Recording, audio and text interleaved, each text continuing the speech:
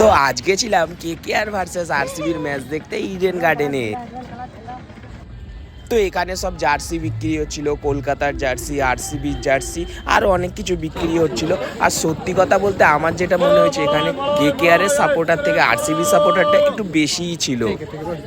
তো আমাদের gate number ছিল 4A, কিন্তু আমরা যেখানে নেমেছিলাম সেখান থেকে 4Aটা ছিল অনেকটা দূরে। তো সেই জন্য আমাদের একটু ঘুরে ঘুরে যেতে অনেকটা সময় লেগে গেছে। তো তারপর আমরা টিকিটটা দেখিয়ে ভিতরে ঢুকে গেছিলাম, কিন্তু তখন অলমোস্ট খেলা শুরু হয়ে গেছিল। আর এখানে যাকে দেখতে পাচ্ছ সেটা হচ্ছে আমাদের ছোট্ট কেকেআর ফ্যান।